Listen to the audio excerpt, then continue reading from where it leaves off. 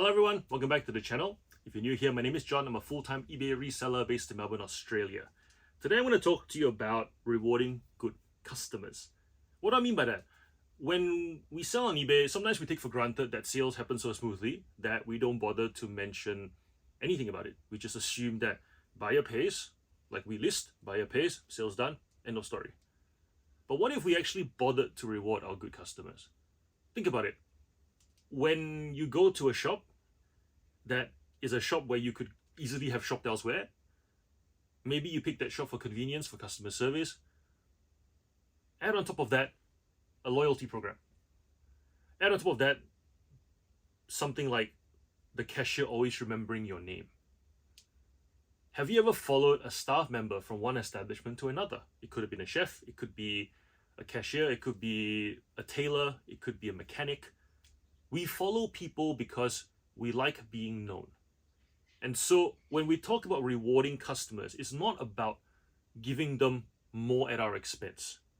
It's really about helping them to be known. So how do we do that on eBay? Megan Jordan has a great example of this, where if she has a regular buyer that keeps buying, she'll send them a coupon. If you're used to sending offers of 10%, you now make it 20%, and she'll send them a coupon code with their last name, and it's a forever coupon. It's like, thank you so much for shopping at my store. Just send them a message out of the blue. Thank you so much for shopping at my store. Maybe wait a week after they make their purchase, so that they don't feel like they could have applied it to the last one they did. Be like, thank you so much for shopping at my store. I really do not want you to pay full price anymore. Here's a coupon code just for you. It doesn't expire. Next time you're here, please use it. And then as you keep obviously if you keep sending offers at 10%, and if let's say in the future you decide to upgrade to 15%, you might then go back to that list of special buyers, that VIP club, and say, I've updated your code to 25% now because I've started sending 50% offers. I do not want you to pay full price. I'm very thankful that you have come back and used that code. Whenever they come back to use that code, thank them. Imagine how you'd feel if out of the blue, as an eBay buyer, you got a code from a shop that you go to. Oh my gosh, they know me. Makes you feel warm, makes you feel amazing. And it's the way you word it. So using coupons, that's one example. Another one is acknowledging when sales actually go smoothly. If somebody buys from you regularly and you're not in a position to give them a coupon, you can easily send them a message and say, hey, just want to let you know, dealing with you, best experience ever. Like the fact that you always buy, you always check out with no issues, and you keep coming back. I hope that whatever you're buying from me is adding to your lifestyle, giving joy to your kids, depending on the item, right? Making you feel beautiful. And I just want to say that I appreciate you being here. That's it. That message can go a long way, because once again, even if you don't give them a discount because you're not in a position to do that yet, or maybe you want to wait and see if that lands before you do the eternal coupon. Megan, we're going to call it that, the eternal coupon. Coupon. Just by making a buyer feel known, that you stand out for me, out of every other buyer, is enough to make them feel like, this is my shop. Aww. When you're writing these messages, please don't use a template. Please let it come from the heart. Give yourself credit that you are capable of writing personalized messages that are not cheesy, corny, and feel manipulative. You can write really good messages if you intend to be thankful. So put that hat on and go, I appreciate you. Whenever you buy from my store, it goes smoothly. You keep coming back. And it means the world to me that you are supporting my business. Does that sound manipulative? Does that sound cheesy and corny? No, it sounds genuine. It sounds like I felt this good feeling about you for a while, and I thought that now would be a good time for me to share it with you. You complete me. Right? So that's one way. The third way is, so we've got the eternal coupon, we have the message when things go well, just out of the blue. Because here's the thing. Sometimes playing with the promotion tools is one way of getting sales, but everyone's doing that. How can you apply yourself personally with the little time that you have here and there? sending a message personally to a buyer that sticks out to you, that's a regular buyer, is something you can do when the notification comes in when they buy. The third time they buy, ta-tung, I've seen this name before. Send them the message. Hey, just letting you know. You type their name, you reply with that message. It takes you like 2 minutes to do. Maybe 10 minutes the first time you do it because you have to craft this message properly. But if you do it enough times, it'll happen second nature, and you actually feel really good about yourself, because sometimes knowing what to say can be really stressful for people who are not used to being encouraging, who are not used to giving compliments.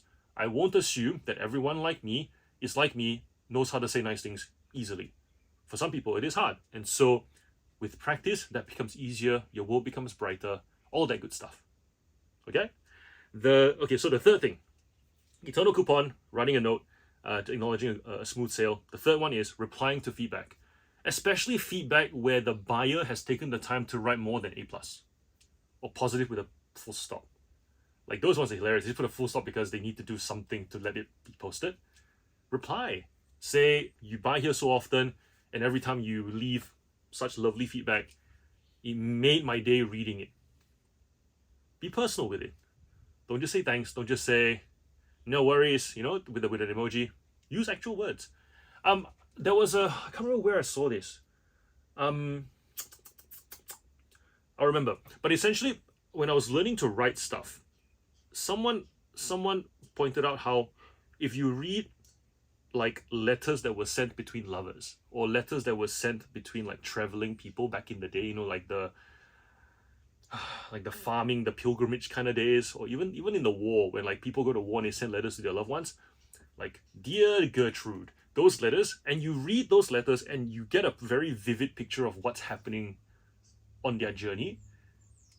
Those kind of replies really stand out, instead of no worries, glad it went well, smiley face. Like if you take the emojis out completely and you just wrote with words because you wanted them to have a picture with the words you wrote, you'll be surprised how memorable those replies can be. I mean, when replying to feedback as well, not just the positive ones, not just the negative ones, even the neutral ones. There are some where they'll say really happy with the seller, but the post was really slow, and they leave a neutral. Instead of fighting the neutral and trying to get it removed, just reply to it. Just say, I had one recently where I had a buyer from Mexico. They pay like $10 for the item and then $29 shipping for one toy, but they do it every other week, and they refuse to combine shipping. I've got no idea why. They just like to shop that way. Fine by me. And I think I've shipped them like 50 items now in the last year, maybe more. And then only recently has Mexico Post decided to slow things down for one random reason. So he called the post office and realized that 4 of his parcels have just been sitting there, but they've been marked delivered. And so I get neutral feedback going, love this seller. Every time nothing goes wrong, but somehow Mex Post is deciding to hold the parcels. You mark it delivered. Neutral. First response for most people, I want to fight that, get it removed, request a revision. Screw it.